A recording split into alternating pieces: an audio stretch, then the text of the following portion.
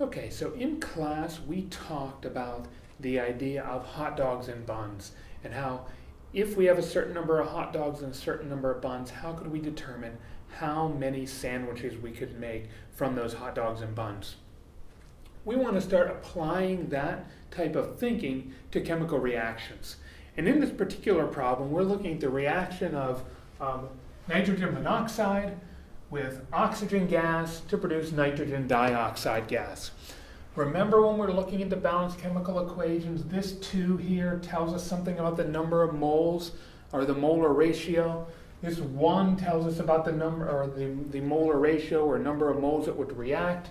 And this 2 also tells us. And what they tell us are that when 2 moles of NO react with 1 mole of oxygen gas, they will produce 2 moles of NO2.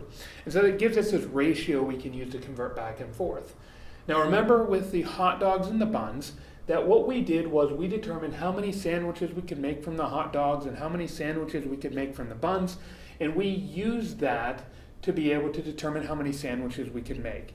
Now most of you did that in your head without even thinking about it because it's something you're so familiar with.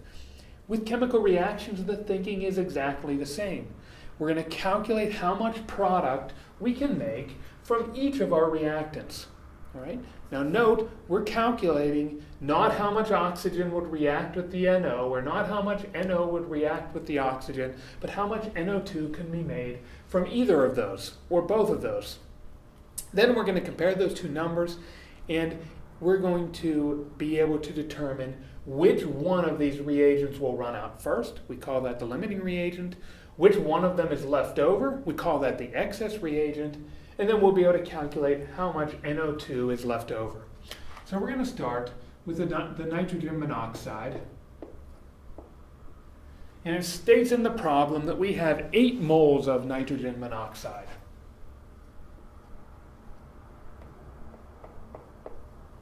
We're going to do our stoichiometric calculation using the stoichiometric ratio and coefficients that are there in the problem. We're starting with moles of NO. We want to get rid of that unit. And we want to calculate how many moles of nitrogen dioxide we are producing. Now, to get that ratio again, we're just going to look at the coefficients. So 2 moles of NO, that's going to cross out. 2 moles of NO2. So, we do this calculation, we end up with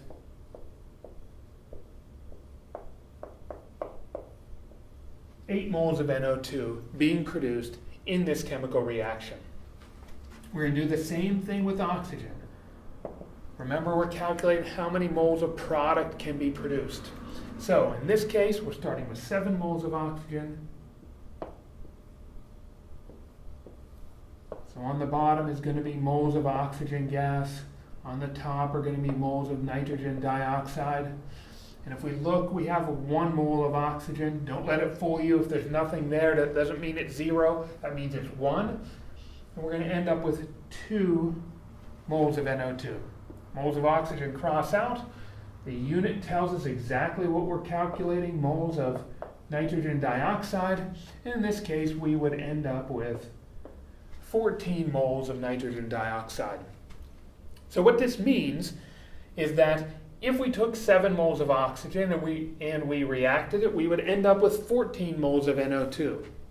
And it says if we took those 8 moles of nitrogen monoxide, the NO, and we reacted them, we would produce 8 moles of NO2. Now, may just be me, but when I think about this, I think, okay, I only have enough moles of NO to produce 8 moles of NO2. I don't have enough NO to produce 14 moles of NO2. So, I'm going to tell you from my thinking right away, I know that that's the limiting reagent.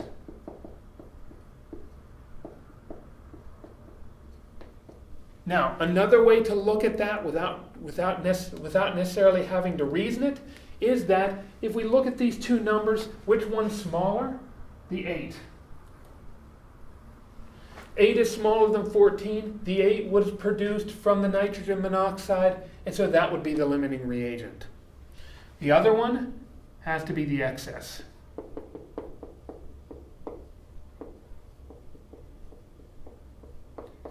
And so if you have 3 or 4 different reactants that you're looking at in the problem, The one that's not the limiting, any of the ones that aren't limiting reagent would be excess reagents. So once you find the limiting, everything else is going to be excess. Right? Now, how much do we produce? Well, we chose the smallest one. That's the amount of product that we would end up with. So we're going to end up with 8 moles of NO2 if we allow 8 moles of NO and 7 moles of oxygen to react together. That should be the answer. So we've determined what is the limiting reagent. We've determined what is the excess reagent, and we also determined how much product we can produce. That's a very basic limiting reaction problem. They all will follow this same pattern. So if you can get this down and understand this, the more complicated ones are just going to add some decoration onto it. We're going to add some different problem pieces to it, but it's all going to have this same exact similar type of structure in calculating it.